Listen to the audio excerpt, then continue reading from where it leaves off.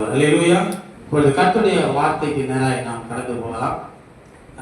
கடந்த வாரத்தில் ஆண்டவர் நம்மோடு பேசின வார்த்தை கடிந்து கொள்ளுதல். Thank you sister. இந்த வாரம் ஆண்டவர் நம்மோட பேசுகிற வார்த்தை பார்த்தீங்கன்னு வச்சிங்கன்னா பரிசுத்த ஆவியானவர் கூட இருக்கான். எப்பவுமே தேவ செய்திங்கிற இடத்துல நான் பரிசுத்த ஆவியானோட தான் வைக்கிறது. இப்பெல்லாம் என்னெல்லாம் முன்ன, ஏன்னா வார்த்தை அவர் கொடுக்குறது, அவர் பேசுறது தான். நான் சும்மா அவர் நிற்கிறேன், நான் எங்கேயும் கையில் மைக் வச்சுக்கணும், அது மாதிரி அவருக்கு நான் மைக், அவர் என் மூலமாக பேசுகிறார், அவ்வளோதான். அவர் எனக்குள்ள இருந்து பேசுகிறார், நான் உங்களுக்கு ஊக்கப்படுத்தினேன். அதெல்லாம் பரிசுத்த ஆவியானவர் போடுவேன். நிறைய பேர் வித்தியாசமாக கேட்டுருக்காங்க, பரிசுத்த என்ன பரிசுத்த ஆவியானவர் இருக்கீங்க? ஆமாம், தேவ செய்தி அவர் தான் நம்புகிறார். பேசுகிறவர் நீங்கள் அல்ல, பிதாவின் ஆவியானவரே உங்களிலிருந்து பேசுகிறார்னு வசனம். அதனால பரிசுத்த ஆவியானவர் தான் நம்ம கிட்ட பேசணும், அவர் மூலமா நம்ம பேசணும். இப்போ இன்னைக்கு பாத்தீங்கன்னா முறுமுறுப்பும் முறையிடுதலும். ஏதாவது வார்த்தை புரியுதா? புரியலையா? முறுமுறுப்பும் முறையிடுதலும் எதுக்கு பாஸ்டர் இந்த வார்த்தை வச்சீங்க அப்படின்னா, இந்த முறுமுறுப்பு முறையிடுதல்லாம் பாத்தீங்கன்னு வச்சுக்கலாம், ரெண்டுக்கும் ஒரு வித்தியாசம் என்னன்னா, முறையிடுதல்ன்றது ஆண்டவரிடத்துல ஒரு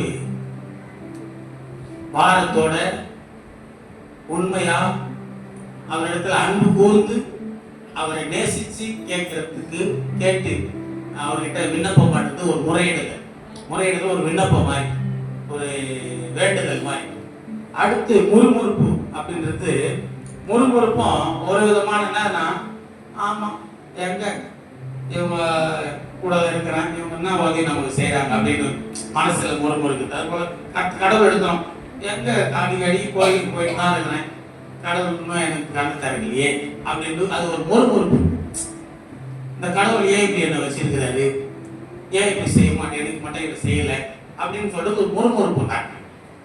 முறையிடுதல் தன்னுடைய ஆபத்துல, தன்னுடைய இக்கட்டான சூழ்நிலையில, தனக்கு உண்டான நெருக்கத்துல யாரெல்லாம் கடவுளை வேண்டாங்களோ அதுதான் முறையிடுதல். ஸோ இந்த ரெண்டு காரியம் தான் இப்போ பார்க்க போகிறோம். பைபிள்ல முறையிடுதல் அப்படின்னு சொன்னா ஒரே ஒரு வசனம் தான் வச்சிருக்காரு. அதுக்கப்புறம் முறையிட்டார்கள் இப்படிலாம் நிறைய போயிட்டு இருக்கு. அப்போ ஒரு இடத்துல இஸ்ரவேல் ஜனங்க முறையிடுறாங்க ஆண்டவர்கிட்ட. என்ன சொல்லி முறையிடுறாங்கன்னா, இஸ்ரவேல் ஜனங்க பண்ண முதல் தவறு அந்த முறையிடுதல்ல தவறான முறையிடுதல். இன்னைக்கு நாம கூட ஜெபிக்கிறோம்னு சொன்னா, ஆண்டவர்கிட்ட விண்ணப்பம் பண்றோம், வேண்டுதல் பண்றோம்னா அது சரியான வேண்டுதலா இருக்குதா, அது சரியான வேண்டுதலா, அது நியாயமான ஒரு வேண்டுதலா இருக்குதான்னு நம்ம பார்க்கணும். இப்போ இஸ்ரவேல் ஜனங்க ஒரு வேண்டுதலை வைக்கிறாங்க, ஒரு முறையிடுறாங்க.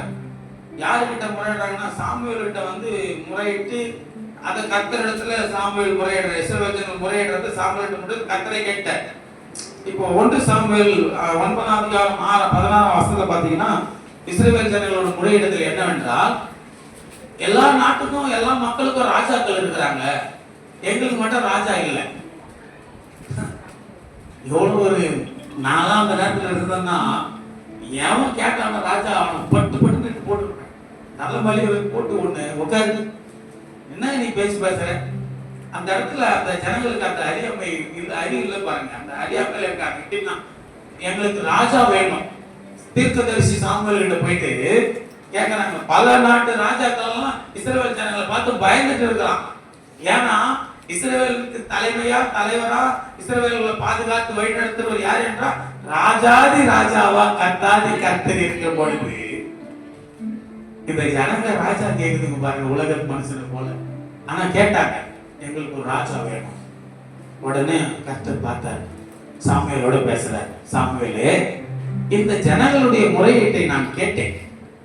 இந்த ஜனங்களுடைய முறையிடுதல் எனக்கு சந்ததிக்கு எட்டிடுச்சு, நான் கேட்டுட்டேன். என்ன பண்றது? இந்த ஜனங்க கேட்டு முறையிடுறது எனக்கு விசனமா தான் இருக்குது. நிறைய பேர் ஆண்டவர்கிட்ட கேட்கிற காரியங்கள், முறையிடுற காரியங்கள்ல சில காரியங்கள் ஆண்டவர் சந்தோஷப்படுவார். தேவன் விரும்பாத காரியங்கள்லாம் சில பேர் கேட்பாங்க. தேவனை மறந்து எப்பேற்பட்ட தெய்வத்தை நாம் ஆராதிக்கணும்னு தெரியாமையே, என்ன ஆண்டவரே நான் மட்டும் இப்படிதான் வாழணுமா, என்னை இன்னும் ஆசீர்வதிக்காம இருக்கிறீங்களே, எனக்கு மட்டும் இதை தரவே இல்லையே, இன்னும் உலக மனசனா வச்சிருக்கிறானே, அது எனக்கும் இல்லையே, எதெல்லாம் வேணுமோ எதெல்லாம் ஆசைப்படுறோமோ பொருள் ஆசை, பண ஆசை, மண்ணாசை எல்லாமே வரும். அதெல்லாம் உலக மனுஷன் வச்சிருக்கிறானே, நான் மட்டும் ஏன் வச்சிடல? அது காரியம் பின்னாடி சொல்ற கவனிங்க. இந்த முறையிடலாம் தேவனுக்கு விசனமா இருக்கும். நீ என்ன நினைக்கணும்? ஆண்டவரே, அதனால்தான் இயேசு கிறிஸ்து தன்னுடைய சீசர்களிடத்துல அவர் வந்து அவர்களை சேர்த்து ஒன்று சேர்த்து சீசர்களுக்கு கற்றுக் கொடுத்த ஜெபம், முதல் ஜெபமே பார்த்தீங்கன்னா, பரலோகத்தில் எங்கள் பிதாவே, பரமண்டலில் எங்கள் பிதாவே உங்களை நாமம் ஜெபிக்க கற்றுக் கொடுக்கிறார், முறையிட கற்றுக் கொடுக்கிறார். ஜெபம் ஒரு முறையிடல் ஒரு ஜெபம். நல்லா கவனிங்க. அன்றன்றுள்ள வேண்டிய ஆகாரத்தை எங்களுக்கு தாரும். எங்களுக்கு கடனாளிகள் நாங்கள் மன்னிக்கிறது போல எங்கள் கடன்களையும் மன்னி, எங்கள் குற்றங்களையும் மன்னியும் சொல்லி அழகா ஜெபம் கற்றுக் கொடுக்கிறார். இதெல்லாம் நீ பண்ணாலே போதும். உங்களுடைய நாமம் பரிசுத்தப்படுவதாக, மகிமைப்படுவதாக, என்னால உங்களுடைய நாம வீட்டில் நான் வழங்கக்கூடாது, உங்களுடைய ராஜ்யம் வரணும், என் நிமித்தமா உங்களுடைய ராஜ்யம் வரணும், நாம் மகிமைப்படணும், இப்படிலாம் தான் ஜெபிக்க கொடுக்கிறேன். அவனுக்கு தெரியாதா? இயேசு கிறிஸ்து அன்னைக்கு என்ன சொல்லிருக்கலாம்? நீங்க பிதாவை நோக்கி கேளுங்கள், ஆண்டவரே எனக்கு ஒரு நல்ல வீட்டை தாரும், எனக்கு ஒரு மனையை தாரும், எனக்கு தங்கத்தை தாரும். ஏன் அதெல்லாம் கேட்க சொல்லலாம்? அன்னைக்கு ஜெபம் பண்ண தரலையா? கற்றுக் கொடுக்க வேணாமா? ஏன் அன்னைக்கு அப்படி கற்றுக் கொடுக்கலாம்? தேவையானது ஒன்றே ஒன்று, தேவனுடைய பாதத்தில் அமர்ந்து நீ ஜெபிக்க வேண்டிய காரியம். பற்பல காரியங்களை குறித்து பற்பல வேலைகள் நிமித்தமாய் நீ முறையிடுறது தேவன் விரும்பல. தேவையானது தேவனை பார்த்து, ஆண்டவரே நீர் என்னை ஆளுகை செய்து நடத்தும், நீர் என்னை வழி நடத்தும். இந்த பூமியிலே நான் வாழ்நாட்கள் எல்லாம் உம்முடைய பிள்ளையாய் வாழ்ந்து சாட்சியாய் ஜீவித்து உம்முடைய நாமத்தை மகிமைப்படுத்த வேண்டும் என்று சொல்லி நீ முறையிடுவாய். ஆனால் தேவன் அந்த முறையீட்டை வாஞ்சையோடு ஏற்றுக்கொள்ளுகிற முறையீட்டா இருக்கும். நீ உலக பிள்ளைகள் வைத்திருக்கிறது வைத்து நீ கலங்கி அவங்களுக்கு இருக்குதே எனக்கு இல்லையே, நீ அவருக்கு தெரியும். உன்னை உண்டாக்கின பரம பிதாக்கு நல்லா தெரியும். உனக்கு எல்லாவற்றையும் கொடுக்கணும்னு அவருக்கு தெரியும். உன்னை போஷிப்பார், வழி நடத்துவார். ஆனால் உன் முறையீடுகள் அவருடைய பார்வையில் செம்மையானதாய் நியாயமானதாய் இருக்க வேண்டும், நீதியாய் இருக்க வேண்டும். இஸ்ரவேல் ஜனங்கள் முறையிட்டவுடன் அந்த முறையீடுகளை கேட்டபடியே ராஜா கொடுத்தார். ராஜா வந்த பிற்பாடு தான் தெரியுது, ஓ இப்படி ஒரு ராஜா, மனுஷன் ராஜா நமக்கு வந்ததுனால, நம்ம மேல ஒரு ராஜா வந்ததுனால நம்ம மேல ஒரு அதிகாரம் செலுத்துறான், நம்மள ஆளுகை செய்யற ஒரு மனுஷன் ஆளுகைக்குள்ள வந்துட்டோம். இப்ப பாருங்க, அந்த ராஜா பல கண்டிஷன், பல சட்ட திட்டங்கள். ராஜாதி ராஜா ஆளுகை செய்யும் போது எந்த குறையும் இல்லை. ஆனாலும் ஆண்டவர் விரும்பினபடி கொடுத்தார் ராஜாவை. அந்த நாள்ல இருந்து ராஜாக்கள் ஸ்டார்ட் ஆயிட்டாங்க இஸ்ரவேலுக்கு. இஸ்ரவேலே ரெண்டா பிரியுது. சாலமோனுக்கு அடுத்து 2 ராஜ்யம் ஆயிடுச்சு. யூதா இஸ்ரவேல் ஆயிடுச்சு. யூதர்கள் இஸ்ரவேல் ரெண்டா பிரிச்சிட்டார். கோத்திரத்தை 2 கோத்திரம் கூட தனியா வந்துருச்சு. மீதி 10 கோத்திரம் தான் இஸ்ரவேல். இந்த 10 கோத்திரம் இஸ்ரவேலுக்கு ஒரு ராஜா, யூதர்களுக்கு ஒரு ராஜா. இப்படியே 2 ராஜாக்களை பிரிஞ்சு குறைஞ்சது சரித்திரப்படி இஸ்ரவேலை ஆண்ட ராஜாக்களை பார்த்தா ஒரு 39 ராஜாக்கள் உருவாகி ஆண்டார்கள். இஸ்ரவேல் 20, யூதாவை 19 இப்படி ராஜாக்கள் எழுப்பி ஆண்டார்கள். இஸ்ரவேல் முறையீடுகளை கர்த்தர் கேட்டார். இன்றைக்கு நீங்களும் முறையிட்டு கேளுங்க. நான் சொல்றேன், ஆவிக்குரிய ஜீவியத்தில் ஜெபிக்கிறேன். ஆவிக்குரிய ராஜாவா நீ கேட்கணும். ராஜாதி ராஜா இயேசு எங்களுக்கு வேணும்னு முறையிடு. அன்றைக்கு ராஜா கேட்டு முறையிட்டோன்னு ஆண்டவர் கொடுத்தாரா? இன்னைக்கு நான் சொல்றேன், நீ கேளு. நான் எனக்கு ராஜாவா, என்ன ராஜாதி ராஜா இயேசு நீங்க என்ன ஆளுகை செய்யணும் ஆண்டவரே. உன் முறையிடுதல் எப்படி இருக்கட்டும். அப்பா நீங்க என் கூட இருங்க ஆண்டவரே. நீங்க என்ன வழி நடத்துங்கப்பா. நீங்க என்ன ஆளுகை செய்ய ஆண்டவரே. நீங்க என் கூட வாங்கப்பா, எனக்கு கற்றுத்தாங்கப்பா. நீங்க எனக்கு ராஜாவா இருக்கணும். எத்தனை பேர் அப்படி முறையிட விரும்பல? ஆண்டவரை கூப்பிடு கூட. இது வேணும் அது வேணும் எதுவுமே சொல்லாது. எல்லாவற்றையும் கொடுக்கிற ஒரு கூட இருந்தா எல்லாமே உனக்கு ஒன்றாயிடும். அவரை தான் பிடிச்சிக்கணும். எது கேட்கணும்? தான் கேட்கணும். அவர் தான் வேணும் எனக்கு. வேற வேண்டாம் வேண்டாம். எல்லாவற்றையும் உருவாக்கிற கொடுக்கிற என் தேவன் என்னோடு இருந்தால் போதும். இதெல்லாம் எனக்கு வேண்டாம். இந்த உலகம் வேண்டாம், உலக காரியங்கள் வேண்டாம், மனிதர்கள் வேண்டாம். கர்த்தர் என் கூட இருந்தா எல்லாரையும் எல்லாவற்றையும் எனக்கு கொடுக்க அவர் வல்லவராக இருக்கிறார். அல்லேலூயா. முறையிடுதல் சாமுவேலிடத்தில் முறையிட்டபடியே ஆண்டவர் முறையிடுதலை கேட்டு நடத்தினார். முறையிட்டார்கள், தங்கள் தேவைகளுக்காக முறையிட்டார்கள். அது மட்டுமில்லை, இஸ்ரவேல் ஜனங்கள் தங்களுடைய ஆபத்திலே முறையிட்டார்களாம், தன்னுடைய நெருக்கத்திலே இக்கட்டு காலங்களில் முறையிட்டார்களாம் தேவனை நோக்கி. வசனம் சொல்லுது சங்கீதம் 50:15, ஆபத்து காலத்தில் என்னை நோக்கி கூப்பிடு, நான் உன்னை விடுவிப்பேன். அதுதான் இங்க என்ன பண்றாங்க இஸ்ரவேல் ஜனங்க. பைபிள்ல பாத்தீங்கன்னா 2 இடத்துல தான் ஒரு முறையிடுற காரியங்களை பார்க்கிறோம். நியாயாதிபதிகள் புத்தகத்துல முறையிட்டு இருக்காங்க. எதுக்காகனா, இஸ்ரவேல் ஜனங்க எப்பெல்லாம் கர்த்தருடைய பார்வைக்கு பிரியம் இல்லாம கர்த்தருடைய பார்வைக்கு பொல்லாப்ப செய்யறாங்களோ அப்பெல்லாம் கர்த்தர் அவர்கிட்ட விலகிடுவார். அதான் தெரிஞ்சுங்க. கர்த்தர் அவர்கிட்ட விலகிட்ட உடனே அந்நிய ஜாதியர் எழும்பி, சத்துருக்கள் எழும்பி அவர்களை மேற்கொண்டு அவர்களை சிறை பிடிப்பாங்க. கர்த்தர் கூட இருக்கிறவரை ஒருத்தரும் தொட மாட்டாங்க. அவங்கள ஒரு சிறை இருப்பிலும் அவங்க மாட்ட மாட்டாங்க. கர்த்தரை விட்டு கர்த்தர் விலகி போக மாட்டாரு.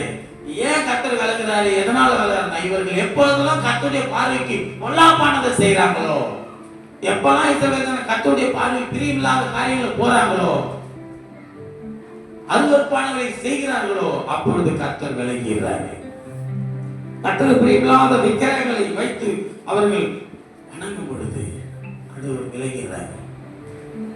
நியாயாதிபதி புத்தகம் 4ஆம் அதிகாரம் 3வது வசனத்துல இஸ்ரவேல் ஜனங்களை கர்த்தர் விட்டு விலகின பொழுது, இஸ்ரவேல் ஜனங்கள் கர்த்தருக்கு பிரியமில்லாத காரியங்களை செய்யும்போது, நியாயாதிபதிகள் 4ஆம் அதிகாரத்துல கவனிங்க, அங்கே வாசிக்கலாம் சார். அவனுக்கு 900 இருப்பு ரதங்கள் இருந்தது. அவனுக்கு 900 இருப்பு ரதங்கள் இருந்தது. இரும்பு ரதம், 900 இரும்பு ரதம். அடுத்து அவன் இஸ்ரவேல் புத்திரரை 20 வருஷம், எத்தனை வருஷம்? 20 வருஷம் 900 இரும்பு ரதங்களை உடைய ஒரு ராஜா 20 வருஷம் இஸ்ரவேல் ஜனங்களை கொடுமையாய் ஒடுக்கினான். இந்த ராஜா யார் தெரியுமா? கானானியர்களுடைய ராஜாவாகிய யாபின். யாபின்ற ஒரு மனுஷன், ஒரு ராஜா.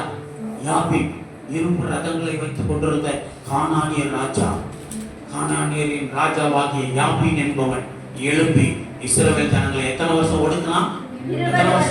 20 வருஷம். பைபிளை நல்லா படிச்சு தெரிஞ்சுங்க. நிறைய சரித்திரலாம் பைபிள்ல நிறைய நல்ல அருமையான சம்பவம்லாம் இருக்குது. கர்த்தர் யார் என்றதை அறிந்து கொள்றதுக்கு நம்ம தான் பைபிள் படிக்க மாட்டோமே. இதெல்லாம் படிச்சு பாருங்க. நியாயாதிபதி புத்தகம் அவ்வளவு அருமையா இருக்கும். நியாயாதிபதிகள் காலம் அது. இஸ்ரவேல் ஜனங்களுக்கு ராஜா வரதுக்கு முன்னாடி நியாயாதிபதிகளை கர்த்தர் எழுப்பினார். யார் இவங்கெல்லாம்? விசுவாச வீரர்களும் நீதிமான்களுமா இருந்தவர்கள் தான் நியாயம் விசாரிக்க எழுப்பினார். அதனால தான் நியாயாதிபதி. சோ இந்த நியாயாதிபதிகள் காலத்துல கர்த்தர் இஸ்ரவேல் ஜனங்கள் கர்த்தருடைய பார்வைக்கு பொல்லாப்பு செஞ்ச உடனே கர்த்தர் விலகிறாரா? அதுக்கு அடுத்து பாத்தீங்கன்னா கர்த்தரால அவர்கள் அந்நிய ஜாதியர்கள் ஒப்பு கொடுக்கப்படுறாங்க. இப்படி யாபின் என்றப்பட்ட ராஜா அவர்களை 20 வருஷம் ஒடுக்கும் பொழுது, இப்ப 3ஆம் வசனத்துல திரும்ப வாசி கடைசி பகுதியில, அவர்கள் கொடுமையாய் ஒடுக்கினான். இஸ்ரவேல் புத்திரர் கர்த்தரை நோக்கி முறையிட்டார்கள். அடுத்த வசனம் படிப்பா. அக்காலத்திலே லபிதோத்தின் மனைவியாகிய தெபொராள் எனும் தீர்க்கதரிசியானவள் இஸ்ரவேலை நியாயம் விசாரித்தாள். இஸ்ரவேலை யார் நியாயம் விசாரித்து? ஒரு பெண் நியாயாதிபதி தெபொராள் எனப்பட்ட ஒரு பெண் தீர்க்கதரிசி எழுப்பி இஸ்ரவேலை நியாயம் விசாரிக்கிறார். இப்ப கர்த்தரை உள்ள இஸ்ரவேல் ஜனங்களை வழி நடத்துறார். ஏன்னா இஸ்ரவேல் ஜனங்கள் முறையிடுதல் கர்த்தருடைய சன்னிதியில போயிட்டு, நீங்க அதை கொண்டு வீட்டுல உட்கார்ந்து பொறுமையா வாசித்து பாருங்க. அந்த அதிகாரத்துல இஸ்ரவேல் ஜனங்கள் கர்த்தரை நோக்கி முறையிட்டார்கள். முறையிட்ட உடனே தம்முடைய பிள்ளைகளுக்காக ஒரு நியாயாதிபதியை ஏற்படுத்துறார். அன்றைக்கு ஒரு பெண் நியாயாதிபதியை நியாயம் விசாரிக்க ஏற்படுத்தி அவள் மூலமாய் தெபொராள் மூலமாய் ஜனங்களை வழிநடத்தி விடுவித்து, யாபின் கையிலிருந்து விடுவித்து அவர்களை தம்முடைய சகலவிதமான நன்மையினால திரும்பவும் நிறைவாக்கினார். இன்றைக்கு ஒவ்வொரு பிள்ளைகளும் கர்த்தரிடத்தில் முறையிட கற்றுக்கொள். தேவைக்காக முறையிடு. தேவையற்ற காரியங்களை முறையிடாத, தேவையானதுக்காக முறையிடு. ஜெபம் பண்ணு. அடுத்து தங்கள் ஆபத்திலே இக்கட்டு காலங்களிலே முறையிட கற்றுக்கொள்ளணும். உனக்கு ஒரு பிரச்சனையா, ஒரு தேவை சந்தி, ஒரு போராட்டமா, ஏதாவது காரியம் வாய்க்கணுமா, நெருக்கடியான சூழ்நிலையா, ஜெபம் பண்ண கற்றுக்கோ. கர்த்தரிடத்துல சொல்லு, ஆண்டவரே என் தேவையில சந்திங்கப்பா. உட்கார்ந்து ஜெபம் பண்ண. அழு. மனுஷன்கிட்ட புலப்பாத. யார்கிட்ட போய் கேட்கலாம்? எதை போய்? கர்த்தருடைய பிள்ளை நீ முதல்ல உட்கார வேண்டிய இடம் தேவனுடைய பாதத்துல. அவருடைய பாதத்துல உட்கார்ந்திருந்தா பர்வதத்துல எல்லாம் பார்த்து கொள்ளப்படும். பாதத்துல இருந்தா பர்வதத்துல இருந்து எல்லாம் உனக்காக கொடுக்கப்படும். அல்லேலூயா. அருமையான தேவ பிள்ளையே, முறையிட்டார்கள். இரண்டாவது இஸ்ரவேல் ஜனங்கள் ஒரு இடத்துல முறையிடுறாங்க. இப்போ மீதியானியரால ஒடுக்கப்படும் பொழுது நியாயாதிபதிகள் 6ஆம் அதிகாரம் 6ஆம் வசனத்துல மீதியானியர் எழுப்பி இஸ்ரவேலை ஒடுக்குறாங்க. அங்க கிதியோன் ஒரு நியாயாதிபதி எழுப்புறாரு. வாசிங்க சிஸ்டர். இப்படி மீதியானியரால இஸ்ரவேல் மிகவும் சிறுமைப்பட்டார்கள். அப்பொழுது இஸ்ரவேல் புத்திரர் கர்த்தரை நோக்கி முறையிட்டார்கள். அப்போ கர்த்தர் கிதியோன் ஒருத்தரை எழுப்பி அவர்களை வழிநடத்தும்படி அவர்களுக்காக ஒரு நியாயாதிபதி எழுப்பினார். இங்க ஏன் திருப்பம்னா, எப்பெல்லாம் இஸ்ரவேல் ஜனங்கள் கர்த்தருடைய பார்வை பொல்லாப்பு செய்து கர்த்தரை விட்டு தூரம் போறாங்களோ அப்பெல்லாம் அவங்க ஒடுக்கப்படுறாங்க. நல்லா தெரிஞ்சுக்கணும். இன்னைக்கு கிறிஸ்தவர்கள், தேவனுடைய பிள்ளைகள், ஒரு விசுவாசி, தேவனுடைய மனுஷன், ஊழியக்காரன் ஏன் கஷ்டப்படுறோம்? எதுக்காக நம்ம நெருக்கப்படுறோம்? எதுக்காக நம்ம வாழ்க்கையில பல விதமான ஆசீர்வாத தடைகள் உண்டாகிறது? ஆசீர்வாதம் வராம போது கர்த்தரை விட்டு தூரமா நம்ம போறதுனால, கர்த்தருக்கு பிரியமில்லாம வாழ்றதுனால, கர்த்தருக்கு பிரியமில்லாத செயல்களை, பேச்சுகளை பேசி செயல்களை செய்து அவருக்கு பிரியமில்லாத இடங்களுக்கெல்லாம் போறதுனாலதான் ஆசீர்வாதம் தடையாகுது. அப்போ கர்த்தரை நோக்கி நம்ம என்ன பண்ணோம்? குறைகளை முறையிடணும். ஆண்டவரே, எனக்கு இருக்கிற குறையெல்லாம் நீங்க நீக்குங்கப்பா, நான் இனி வருகிற நாட்கள் உங்களுடைய ஆசீர்வாதத்துல வாழணும். அப்படி ஒரு அறிக்கையின் முறையிடுதல். நம்மள என்ன பண்ணோம்? பாவத்தை அறிக்கைக்கு முறை. அப்ப இஸ்ரவேல் ஜனங்கள்லாம் ஒப்பு கொடுப்பாங்க.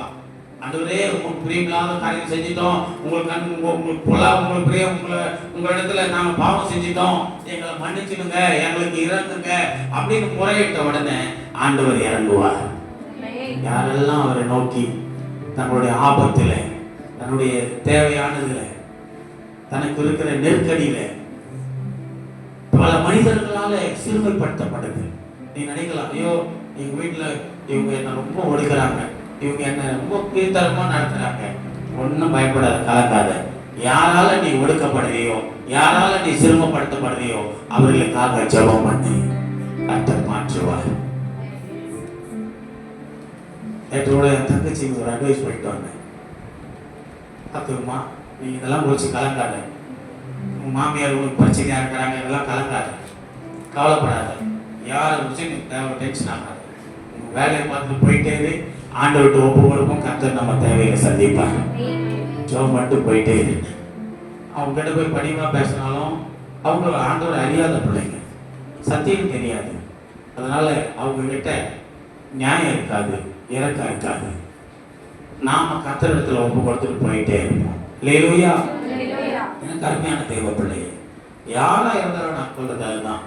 நமக்கு நியாயம் கிடைக்கிற ஒரே இடம், நம்மை நியாயம் விசாரிக்கிற ஒரே நியாயாதிபதி நம் ஆண்டவராகிய இயேசு கிறிஸ்து. உனக்கு உண்டான நெருக்கத்திலே, உனக்கு உண்டான பிரச்சனையிலே, உனக்கு இருக்கிற கஷ்டத்துல நீ அவரை நோக்கி முறையிட்டேன்னா நிச்சயமா நீ வேண்டினது விரும்பினது உனக்கு கிடைக்கும். போராடிக்கிட்டே இருக்கணும். முறையிட்டு ஒரு வாட்டி முறையிட்டு போயிட்டா போதாது, கிடைக்கிற வரையும் முறையிட்டே இருக்கணும். முறுமுறுப்பு இல்லாம முறையிடணும், சலிப்பு இல்லாம முறையிடணும், விசுவாசத்தோட முறையிடணும், அவர் மேல நம்பிக்கை வச்சு முறையிடணும். நிச்சயமா மாறுவாங்க பிள்ளைங்க, கணவர் அப்படின்ற முறையிடணும். நீ முறையிட்டாதான் நடக்கும். போட்டோம் எப்படின்னா விட்டுட்டுன்னு வச்சுக்கோ, அது நடக்காது. முறையிடணும். உன் பிள்ளைகள் மேல, உன் கணவர் மேல, உன் மனைவி மேல ஒரு பாரம் இருக்கும். நம்ம வீட்டுல இருக்கிறவங்க மேல, சகோதரர் மேல, சகோதரர், ஐயோ என் சகோதரர் அழித்து போறானே, வீணா போறானே, ஜெபிப்போம். ஆண்டவரே, என் சகோதரர்கள், என் சகோதரிகள், என் குடும்ப உறவுகள், என் ரத்த உறவுகள் மீட்கப்படட்டும். அவர்கள் வழி மாறி போய் கொண்டிருக்கிறாங்க, அழிவை நோக்கி ஓடுறாங்க. என்னை ரட்சித்த ஆண்டவர் அவர்களை ரட்சியமாப்பா. முறையிடும். அப்போ உன் சகோதரர்களுக்காக, உன் உறவுகளுக்காக முறையிடு. எத்தனை பேர் இன்னைக்கு தன் ஜனங்கள், சாமுவேல் என்ற தீர்க்கதரிசி தன் ஜனங்களுக்காக கர்த்தரிடத்துல முறையிட்டாராம்.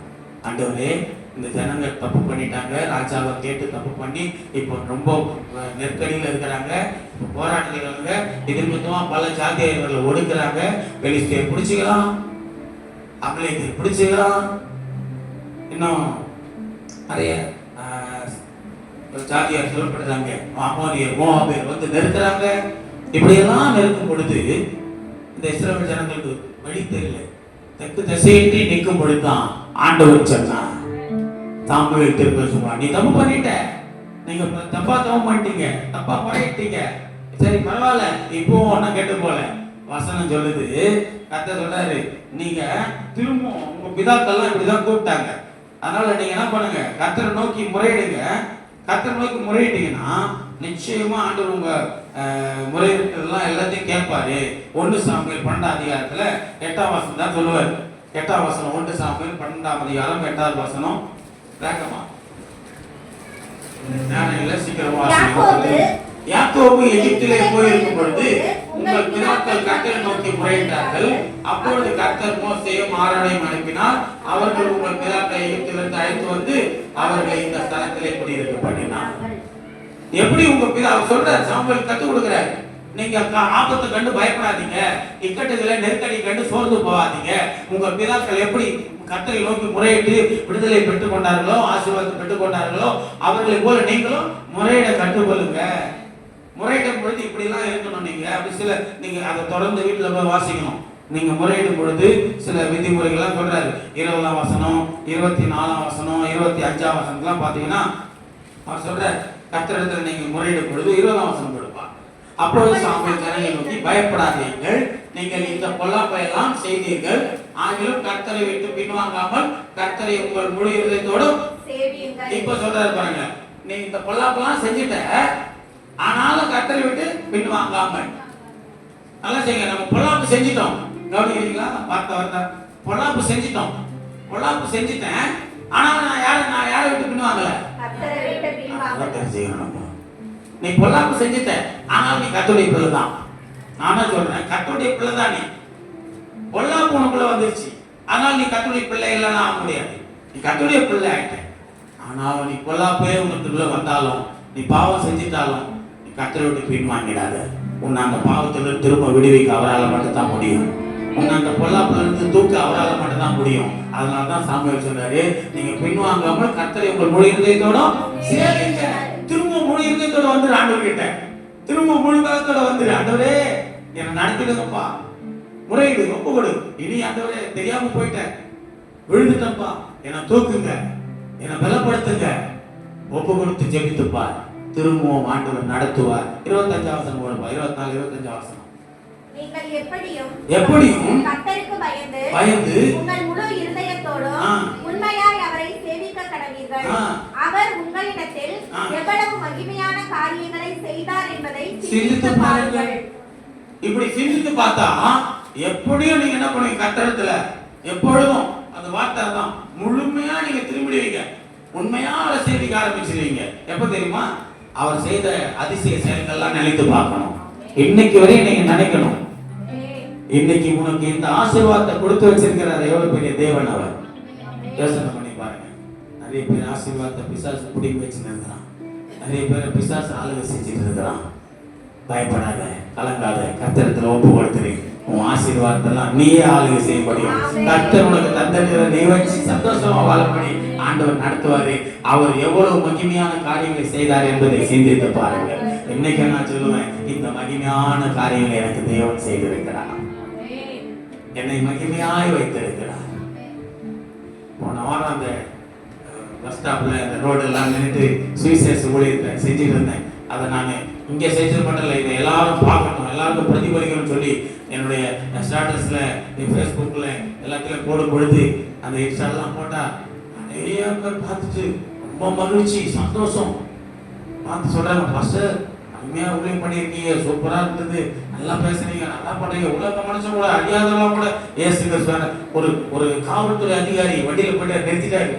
ஐயா ஐயா பயங்கரமா பிரசங்கம் பண்ணி இருக்கிறீங்க, பார்த்தையா நல்லா அருமையா பிரசங்கம் பண்ணி இருக்கிறீங்க. உங்களுக்கு மகிழ்ச்சியா இருக்கு. கேட்டா அவரு போற இருக்காம இன்னொரு காவல்துறை ஒருத்தர் பேசியிருக்காரு பாரு என்கிட்ட. அவர்கிட்ட சொல்லுறாரு, ஓ ரொம்ப நேரம் பேசாதியா, பிரசங்கம் பண்ணிட்டு வாரியா அப்படின்னா. ரொம்ப சந்தோஷம், மகிழ்ச்சி. கர்த்தருடைய நாமத்தை வீதியில நாம சொல்றதுக்கு நான் வெக்கப்படவே இல்லை, வீதியில சொல்றதுக்கு வெக்கப்படல. கர்த்தர் என்ன முறையீடுகளை கேட்டிருக்கிறார். எனக்கு அவர் செய்த மகிமையான காரியங்கள் நான் சிந்திக்கிறேன். அதனாலதான் கர்த்தர் நாமத்தை மகிமைப்படுத்தினேன். என் நிலைமையை மாற்றிருக்கிறார், என் வாழ்க்கையை மாற்றிருக்கிறார், எனக்கு ஆசீர்வாதத்தை கொடுத்திருக்கிறாரு, எனக்கு சந்தோஷத்தை மகிழ்ச்சியை கொடுத்திருக்கிறார். அல்லேலூயா. அடுத்து சொல்றாரு பாருங்க, அதுல நீங்கள் இன்னும் பொல்லாப்பை ஆ. செய்யவே செய்வீர்களானால் ஆ. நீங்களும் உங்கள் ராஜாவும் நாசமடைவீர்கள் என்றார். நான் சொல்லுங்க, இதெல்லாம் பைபிள் சொல்லுது. நான் சொன்னா பாஸ்டர் போய் நம்மள நாசமடைய வைக்கிறார். நான் சொல்லல, பைபிள் சொல்லுது. இன்னும் நீங்கள் பொல்லாப்பை செய்வீர்களானால், இது வரைக்கும் பொல்லாப்பு செஞ்சிட்டோம், பொல்லாப்பை விட்டு விலகிடுவோம். இனி ஆண்டவருக்காக எழுப்புறதுக்கு ஆசைப்படுவோம், ஆண்டவருக்குள்ள வழி நடக்க முயற்சி செய்வோம். பொல்லாப்பின் நிமித்தமா போராட்டம் வந்துருச்சு, அடிமைத்தனம் வந்துருச்சு, சிறையிருப்பு வந்துருச்சு, நெருக்கடி வந்துருச்சு, ஒடுக்கப்பட்டோம், சிறுமைப்படுத்தப்பட்டோம், எல்லாத்தையும் இழந்து நின்னோம் பொல்லாப்பின் நிமித்தமா. இப்போ இந்த பொல்லாப்பை எல்லாம் விட்டு விலகி திரும்பவும் பொல்லாப்புல போய் செய்யாதபடி ஆண்டவர் உணர்த்துறாருல்ல. திரும்பவும் பொல்லாப்புல செய்யாமல் நீங்கள் உங்களை என்ன பண்ணுங்க, காத்துக்கொள்ளணும். செய்வீங்களானால் திரும்பவும் செய்யாத, செஞ்சுட்டுனா நாசம் தான் போவோம், நாசம் அடைஞ்சிருவோம். அப்போ வசனத்தை நம்ம நல்லா அறியணும். இஸ்ரவேல் ஜனங்களை பார்த்து சொன்ன ஆண்டவர், நீ முறையிடுற காரியங்கள் ஆண்டவர் செய்வார், எல்லாத்தையும் கேட்டு மகிமையான காரியங்கள் உங்களுக்கு செய்ய வல்லவர். ஆனா திரும்பவும் அந்த பொல்லாப்புல என்ன பண்றாரு, போயிடாத. 27ஆம் வசனத்துல நான் சொல்றாரு பாருங்க, சரி இதுல இல்ல வேணும் கவனிங்க, இது முடிஞ்சிச்சு, இதோட லாஸ்ட் வசனம். அப்போ முறையிடுதலை கர்த்தர் கேட்டு தம்முடைய ஜனங்களுக்கு முறையிடுதலை கேட்கிறாரு. முறையிடும் பொழுது எப்படி முறையிடணுமா, ஆண்டவர்கிட்ட நாம விசுவாசத்தோட அறிக்கை பண்ணி ஆண்டவர் மேல உறுதியான ஒரு நம்பிக்கை வச்சு திரும்பவும் நான் போக மாட்டேன், திரும்பவும் விட மாட்டேன்னு சொல்லி அறிக்கை பண்ணணும். இப்போ முறுமுறுப்பு அப்படின்னு சொன்ன இல்லைங்களா, முறையிடுதலை பார்த்தோம். முறுமுறுப்பு பார்த்தீங்கன்னா இஸ்ரவேல் ஜனங்கள் எங்கன்னா எதுக்காக முறுமுறுக்கிறாங்கன்னா, எகிப்து தேசத்துல இருந்து வனாந்தரம் வழியா நடத்திட்டு வந்து செங்கடலை பிளந்து ஆண்டவர் இஸ்ரவேல் ஜனங்களை வழி நடத்தி கொண்டு வந்தாரு. அற்புதங்களை செஞ்சாரு, கண்ணுக்கு முன்னாடி அதிசயம் செஞ்சாரு, நல்லா போஷிச்சு வழி நடத்துறாரு. ஆனாலும் இவங்க எதுக்காக ஆண்டவரை முறுமுறுக்கிறாங்க, அற்புத தெய்வத்தை, அதிசயமான தெய்வத்தை அவங்க நல்லா கவனிங்க, தன்னுடைய தெய்வம் யாருன்னு அறிஞ்சும் கூட எதுக்காக தெரியுமா, முறுமுறுப்போட முறையிடுறாங்க. ஆண்டவர் முறுமுறுப்புல கேட்கறாங்க. என்ன சொல்லி முறுமுறுக்கிறாங்க, கறி இல்லை, கவுச்சு நான்வெஜ் இல்லையா, சாப்பிட்றதுக்கு என்ன இல்லை, நான்வெஜ் இல்லை. நாங்க எகிப்து தேசத்துல கறி சட்டியாண்ட இப்படி சொல்லலாம், நம்ம வயசு சொன்னா சொல்றாங்க. நாங்க எகிப்து தேசத்துல இருக்கும் போதே யாத்திராகமம் 16 அதிகாரம் 7ஆம் வசனத்தெல்லாம் பாத்தீங்கன்னா, யாத்திராகமம் 16 அவங்க சொல்லுவாங்க, விடியற் காலத்தில் கர்த்தருடைய மகிமையும் காண்பீர்கள், காண்பீர்கள், கர்த்தருக்கு விரோதமான உங்கள் முறுமுறுப்புகளை அவர் கேட்டார், கர்த்தருக்கு விரோதமான உங்கள் முறுமுறுப்புகளை அவர் கேட்டார். நீங்கள் எங்களுக்கு விரோதமாய் முறுமுறுக்கிறதற்கு நாங்கள் முறுமுறுக்காத, உன் முறுமுறுப்பெல்லாம் அவர் கேட்டார். ஆல்ரெடி பாஸ்டர் கிட்ட வந்து முறுமுறுப்பாங்க நிறைய பேர். பாஸ்டர் எப்படி பேசுறாரு, அப்படி சொல்றாரு, என்ன நம்ம ஜோம் பண்ணல, நானா சர்ச்சைக்கு போல, முறுமுறுக்கிறது. முறுமுறுப்பெல்லாம் அவர் பார்க்கிறாரு. முறுமுறுப்புன்னு சொல்றாங்க, நீங்கள் கர்த்தருக்கு விரோதமான உங்கள் முறுமுறுப்புகளை பாருங்க, உங்கள் கர்த்தருக்கு விரோதமான உங்கள் முறுமுறுப்புகளை அவர் கேட்டார். முறையிடுதல் வந்து விரோதமானது இல்லை, ஜெபம், வேண்டுதல், தாழ்மையா முறையிடுறது, கேட்டு பெற்றுக்கொள்றது. முறுமுறுப்பு என்ன தெரியுமா, ஆண்டவர் கொடுக்கிறவர் தான், ஆசீர்வதிக்கிறவர் தான். அதை நம்ம அறியாமே என்ன பண்றோம், இந்த ஜனம் சொல்றாங்க, நாங்க எகிப்துல கீழே நீங்க வாசிங்க, அதுக்கு மேல் வாசம் தான் சொல்றாங்க, நாங்க எகிப்துல இருந்த பொழுதே கறி சாப்பாடு, எங்களுக்கு அங்க கறி சட்டி பக்கத்திலேயே, கறி குண்டா பக்கத்திலேயே உட்காந்துருந்தோம். அங்க எங்களுக்கு அப்பப்போ கொஞ்சம் கறியாவது கிடைச்சது, ஏதோ அப்பப்போ கூட சாப்பிட்டு கஞ்சி குடிச்சு கறி கொஞ்சம் கிடைச்சது. ஆனா இங்க வனாந்தரத்துல வந்து எங்களுக்கு கொஞ்சம் கறி கூட இல்லையே, ஒரு கறி சோறு கூட இல்லையே. என்ன இது அப்போ, என்ன இதெல்லாம், வானத்துக்கு மண்ணாவை கொடுக்குறாரு. எவ்வளவு பெரிய பாக்கியம், தூதரின் மண்ணா. இப்பதான் சொல்றாரு, ஜனங்கள் மேல ஆண்டவருக்கு ஒரு வெறுப்பு வருது. இந்த ஜனங்க இப்படிதான் என்ன தெரிஞ்சுக்குவாங்களா, நல்லா தெரிஞ்சுங்க. உன்னை இன்னைக்கு வரையும் ஆண்டவர் ஆசீர்வதிச்சுட்டாரு. நான் சொல்லுவேன், உன்னை ஜீவனோட வச்சிருக்கிறாரு. ஆனா நிறைய பேர் என்ன பண்றோம், நம்ம ஆண்டவர் செய்ததெல்லாம் மறந்துட்டு, இந்த ஜனங்க அப்படிதான் மறந்துடுச்சு. எகிப்துல அவ்வளவு அற்புதம் நடந்துச்சு, அவ்வளவு வாதைகளை பாக்குறாங்க. எப்படி வெளியே கொண்டு வர, செங்கடல் 2ஆ பிரிக்கிறாரு. பசி தண்ணி தாகணும்னே, தாகத்துக்கு நல்ல மதுரமான தண்ணீரை உண்டாக்கி கொடுக்கிறாரு. பசினோடனே தூதர்கள் மண்ணாவை பொழி பண்ணி மண்ணா கொடுக்கிறாரு சாப்பிடுன்னு சொல்லி. இதெல்லாம் கொடுத்த கூட இந்த ஜனங்களுக்கு என்ன கட்சியில ஒரு இறைச்சிக்காக ஆண்டவர் முறுமுறுக்கிறாங்க. இன்னைக்கு நிறைய பேர் நம்ம அப்படிதான், சின்ன சின்ன காரியத்துக்கெல்லாம் ஒன்றும் இல்லாததுக்கெல்லாம் ஆண்டவர் முறுமுறுத்து ஆண்டு பார்வையில் இழிவாய் போயிடணும். முறுமுறுத்தோன்னு ஆண்டு பார்த்தார். முறுமுறுப்பே கேட்பார். முறுமுறுக்கிறவனுக்கும் உண்டு பலன்.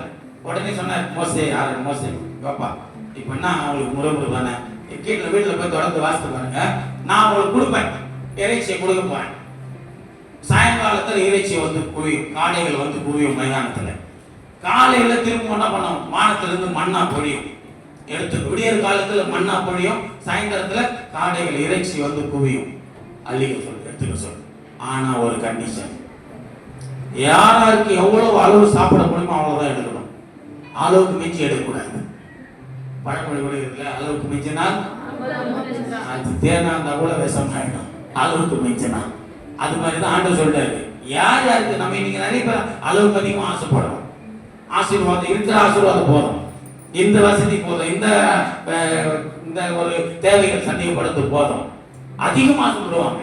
ஆமா, சாதாரணமா தான் போக முடியும் ஃபர்ஸ்ட். ஆமா, ஃபர்ஸ்ட் வாங்கினா 50,000 போக முடியும். எத்தனை ஆடிக்காரில் போனா முடியுமா? அந்த மாதிரி தான் வாழ்க்கை. நீ கிறிஸ்தவ வாழ்க்கையில வந்ததானே பண்ணணும். இவங்களுக்கு எல்லாத்தையும் ஆண்டவர் கொடுத்துடணும். படிப்படியா நீ வாழணும். விசுவாசத்துல, பரிசுத்தத்துல, கீழ்ப்படிதல்ல முன்னேற்றம் அடைஞ்சிக்கிட்டே வந்தீங்கன்னா தான் ஆண்டவர் உன்னை எல்லாத்துலயும் அந்த உடனே ஆசீர்வதிச்சிடணும், அந்த உடனே கொடுத்துடணும், கேட்ட உடனே கொடுத்துடணும்னா எப்படி? ஆண்டவர் சில சட்டங்கள் கொடுக்குற, ஆசீர்வாதத்தை கொடுக்குற. ஆனால் இறைச்சி வரும், மண்ணா பொழியும். ஆனா அவங்களுடைய தேவைகள் வீட்டுல போய் உள்ள உட்காந்து வாசிக்க போறீங்க, சொல்ல நேரம் இல்லை, கவனிங்க. அவர்களுக்கு எவ்வளவு தேவையோ, எவ்வளவு சாப்பிட முடியுமோ இன்னைக்கு உள்ளது மட்டும் தான் எடுக்கணும். இன்னைக்கு தேவைக்கு மட்டும் எடுத்துக்கோ, நாளைக்கு சேர்த்து எடுக்காத. தேவைக்கு மிஞ்சி எடுத்து வைக்காதன்ட்டு. தேவைக்கு மிஞ்சி எடுத்து வைக்காதுன்னு சொன்ன உடனே மோசே அதை சொல்லிட்டார். இந்த ஜனங்க எல்லாம் சாப்பிட்டு திருப்தி அடையுது. திருப்தி அடைஞ்சிட்டு இந்த மிஞ்சின பதார்த்தம் பாருங்க எப்படி கீழ்ப்படியாம உள்ளது ஆளுங்க. நான் தான் நடக்குது பாப்பமே, எடுத்து வச்சுக்கலாம் கொஞ்சம். இதுக்கு ஆசை, ருசியாகுது, சுவையாகுது. இது ஏன்னா இவங்க செஞ்சா கூட கறி அவ்வளவு காட்ட சமைக்க முடியாது, சமைச்சா வெறுத்து கொள்ளுது. அப்படியே எடுத்து நல்லா அடிச்சு சாப்பிட்றாங்க. அப்படி அனுப்புற நல்லா 65 போட்டாங்க கிடையாது. உடனே வந்துச்சு. அடுத்து மண்ணா, அது பார்த்தா அப்படியே உறைந்த பனி போல இருக்குது. சாப்பிட அப்படியே வாயில போட்டா தேனிட்ட பனியாரம் போல இருக்கலாம். அப்படியே எடுத்து சாப்பிட்டா அப்படியே உள்ள தொண்டை குழிகள் அவ்வளோ இதமா போகுது. நல்லா ரசம் உள்ள மாதிரி அப்படியே நல்லா ஸ்வீட்டா. இதெல்லாம் வாசல் மாதிரி அப்படியே டேஸ்டா திட்டிப்பா இருக்கும். பாஸ்டர் நல்லா சாப்பிட்டுக்கிறாரு, அதான் சொல்றாரு போயிது, பரவாயில்ல, இதெல்லாம் நல்லா சாப்பிட நல்லா இருக்கும். பார்க்கலாம் பண்டிகை மாதிரி அப்படியே எடுத்து சாப்பிட்றாங்க. சாப்பிட்ட நல்லா சுவையா இருக்குது, பசியும் அடங்குது, நல்லா திருப்தியா சாப்பிட்றாங்க. சாப்பிட்டுட்டே இருக்காங்க. டேஸ்டா இது வரைக்கும் சாப்பிடாத உணவு, கர்த்தர் கொடுக்கிற உணவு. இது வரைக்கும் கர்த்தர் உன்னை வாழ்க்கையில நீ பெறாத ஆசீர்வாதத்தெல்லாம் பெற வைப்பார் ஆண்டவர். ஆண்டவர் அப்படிப்பட்டவர் தான். இதோ ஆனா மிஞ்சி எடுத்து வச்சாங்க பாருங்க. யாரெல்லாம் மிஞ்சி தேவைக்கு மிஞ்சி எடுத்து வச்சாங்களோ அந்த மிஞ்சினதெல்லாம் என்ன ஆச்சு, மறுநாள் எடுத்து பார்த்தா பூச்சி ஆயிடுச்சு. கெட்டு போய் பூச்சி பிடிக்க ஆரம்பிச்சு, நாத்தடிக்க ஆரம்பிச்சு, பூச்சி வந்துருச்சு. அப்பதான் கோவம் மோசே, நான் சொன்னேன்ல, ஆண்டவர் சொன்னார்ல, தேவைக்கு எடுத்துக்கும், தேவைக்கு மிஞ்சி எடுக்காதேன்னு சொன்னார்ல. இன்னைக்கு தேவைக்கு மிஞ்சி நீ கேட்கறதெல்லாம் கிடைக்காது. உன் தேவையானது தேவையை மட்டும் கேள ஆண்டவர்கிட்ட. ஆண்டவர் மிஞ்சி திரும்பி என்ன பண்றாரு ஆண்டவர் சொல்லிட்டாரு. ஆண்டவர் ஆனா இன்னொரு காரியம் சொன்னார். 6 நாள் சாப்பிடு, 6வது நாள் 7வது நாளுக்கு அன்னைக்கு மட்டும் ஆண்டவர் சொல்றாரு 6 நாள் வரும், மண்ணா வரும், காடைகள் வரும். ஆனா 7வது நாள் ஓய்வு நாள் வராது. 7வது நாள் ஏன் வராதுன்னா, இப்போ அது வந்து ஓய்வு நாளா இருக்கனால அன்னைக்கு எதுவுமே வராது உங்களுக்கு. அதுக்காக என்ன பண்ணுங்க, நீங்க 6வது நாளுக்கே 7வது நாள் தேவையானது எடுத்து வச்சீங்கன்னு சொல்லிட்டேன். அப்ப எடுத்து வச்சுக்கலாம், அது கெட்டு போக விட மாட்டார் ஆண்டவர். அப்ப சொல்லிட்டு அதே போல இவங்க என்ன பண்றாங்க, எடுத்து வைக்கிறாங்க. அதுக்கு இடைப்பட்ட நாள்ல இவங்க தேவைக்கு மிஞ்சி எடுத்ததெல்லாம் கெட்டு போச்சு, நாத்தாச்சு. ஆனா வசனம் சொல்லுது, நீங்க வீட்டுல உட்காந்து பார்த்து பாத்தீங்கன்னா அந்த அதிகாரத்துலாம் 24 வசனம், 25 வசனம், 23 வசனம் அவர்கள் எடுத்து வைக்கிறாங்களாம். அது வந்து நாரும் இல்லை, அது பூச்சி பிடிக்கவும் இல்லை, அது அப்படியே இருந்துச்சு. 25 அப்போ அது நாரும் இல்லை, அது பூச்சி பிடிக்கவே இல்லை. ஏன்னா இவங்க ஆண்டவர் சொன்னபடி செஞ்சாங்க. சொல்லாத செஞ்சதுனால அது கெட்டு போயிடுச்சு. ஆண்டவர் சொல்றபடிலாம் செஞ்சா அது உனக்கு ஆசீர்வாதமா இருக்கும், நிலைத்து இருக்கும், அது உனக்கு வேண்டியதா இருக்கும். சாப்பிட்டாங்க, திருப்தி அடைஞ்சாங்க. 27ஆம் வசனம் மட்டும் பார்க்கலாம், அதுல வாசிக்கலாம். 7ஆம் நாளில் ஜனங்களில் சிலர் அதை சேர்க்க புறப்பட்டார்கள். இது யார் தெரியுமா? அவர்கள் அதை காணவில்லை. இவங்க யார் தெரியுமா? 7ஆம் நாள் ஓய்வு நாள்ல ஓய்வு நாள்ல வராதுன்னு சொல்லிட்டார் ஆண்டவர். போய் அது மண்ணா பெய்யாது, காடைகள் வராது. ஆனா மைதானத்துல போய் தேட போயிட்டு யாரு இதுல பாருங்க, 7ஆம் நாளில் ஜனங்கள் சிலர், யாரு சிலர், எல்லாரும் சர்ச்சைக்கு வர எல்லாரையும் வரல. ஆமா, ஞாயிற்றுக்கிழமை கூட வேலைக்கு போனா சம்பாதிச்சு சேர்த்துடலாம் நினைக்கிறப்ப சேர்க்க முடியாது, அது வேற மாதிரி போயிடும். அதான் சொல்றேன், சில ஞாயிற்றுக்கிழமை போகக்கூடாது சொல்லிட்டார் ஆண்டவர். ஞாயிற்றுக்கிழமை யாரும் பாளையத்துக்கு போகக்கூடாது, அங்க போய் வனத்தை போய் எடுக்க முடியும், அங்க வராதுன்ட்டார், கிடைக்காது. போனால் அதான் பாக்குறாரு. ஞாயிற்றுக்கிழமை போய் என்ன பண்றாங்க, ஓய்வு நாளே சிலர் அதை சேர்க்க புறப்பட்டார்கள், அதை அவங்களால அதை பார்க்க முடியும். நீ ஞாயிற்றுக்கிழமை நாள்ல ஆண்டவர் சமூகத்தை விட்டு வேலைக்கு போன உன்னால ஆசீர்வாதம் வாழ முடியும், ஆசீர்வாதத்தை சேர்க்க முடியாது, ஆசீர்வாதத்தை பார்க்க முடியாது, அதுல வேதனை தான் வரும். அதனாலதான் சொல்றேன், கர்த்தருடைய பிள்ளைகள் கர்த்தருடைய வார்த்தைக்கு கீழ்ப்படியுங்கள். உங்கள் முறையிடுதலை கர்த்தர் கேட்கிறார். நீ முறுமுறுத்தாலும் கேட்கிறார், முறுமுறுப்புகளையும் அவர் கேட்டு உனக்கு பதில் தரார், முறையிடுதலையும் கேட்டு உனக்காக இறங்கி உனக்கு காப்பாத்துறார், விடுவிக்கிறார். அதனால கர்த்தரிடத்துல முறையிடுங்க, முறுமுறுப்பு இல்லாமல் முறையிடுங்க, கர்த்தரை கோபப்படுத்தாமல் நீங்கள் முறையிடுங்க, கர்த்தர் அவருடைய சித்தத்தின்படி முறையிட்டு ஜெபிங்க, கர்த்தர் உங்களுக்கு எல்லாவற்றையும் தருவார். அல்லேலூயா. சங்கீதம் 50:15 குறிச்சு வச்சுங்க. எரேமியா 33:3 சொல்லப்பட்டிருக்கிறது, என்னை நோக்கி கூப்பிடு, நான் உனக்கு மறுபடியும் அருளை செய்து நீ அறியாதும் உனக்கு எட்டாதமான பெரிய காரியங்கள் உனக்கு சொல்றேன். பெரிய காரியங்கள் செய்யற தெய்வம். சங்கீதம் 50:15 ஆபத்து காலத்தில் என்னை நோக்கி கூப்பிடு, நான் உன்னை விடுவிப்பேன், நீ என்ன மகிமைப்படுத்துவ. நீ கூப்பிட்டாதான் மகிமைப்படுத்த முடியும், கூப்பிடாத மகிமைப்படுத்த முடியாது. நான் கூப்பிட்டேன், ஆண்டவர் மகிமைப்படுத்தி இருக்கிறேன், என்னை விடுவிச்சார், நான் மகிமைப்படுத்தி இருக்கிறேன். அல்லேலூயா. உங்களுக்கும் செய்வார், உங்களையும் நடத்துவார். அப்படியே எழுந்து நின்று தேவ சமூகத்தில், ஆண்டவரே நாங்கள் முறுமுறுப்பு இல்லாமல் முறையிட கர்த்தர் கிருபை தாங்க. எல்லாம் எழுந்து நிற்கணும், அப்படியே சைலண்டா எழுந்து நில்லுங்க, ஜெபிப்போம். ஆண்டவரே இந்த வார்த்தையை தந்ததற்காக நன்றி, எங்களோடு பேசினதற்காக நன்றி. தொடர்ந்து ஆண்டவரே இந்த பரிசுத்த ஆராதனையில் எங்களோடு நீ நிம்மட்டமாய் வழி நடத்தினதற்காக நன்றி. இப்பொழுது உடைய திருப்பந்திக்குள்ளே நாங்கள் கடந்து போகிறோம். திருவிருந்து ஆராதனை கர்த்தர் ஆசீர்வதித்து தரும்படி ஜெபிக்கிறேன். இன்றைக்கு கேட்ட வார்த்தையின்படி இந்த பிள்ளைகள் முறுமுறுப்போடும் முறையிடுதலையும் கேட்டிருக்கிறார்கள். முறுமுறுப்போடு முறையிடாமல் ஆண்டவருக்கு சித்தமானதை முறையிட்டு எல்லா நன்மையும் ஆசீர்வாதத்தை பெற்றுக்கொண்டு சகல காரியங்களிலிருந்து விடுவிக்கப்பட்டு மனிதரிடத்திலிருந்து பிசாசின் கிரைகளிலிருந்து எல்லாவற்றிலிருந்து விடுவிக்கப்பட்டவர்களாய் உடைய பிள்ளைகள் வாழ்ந்து சுகித்திருக்கும்படி ஜெபிக்கிறேன். கேட்ட வார்த்தைகளை மறந்து போகாமல் வார்த்தைகளை நிலைத்திருப்பார்களாக. இயேசு கிறிஸ்துவின் நாமத்தில் ஜெபிக்கிறேன் பிதாவே, ஆமென். கர்த்தர் உங்களை ஆசீர்வதிப்பாராக.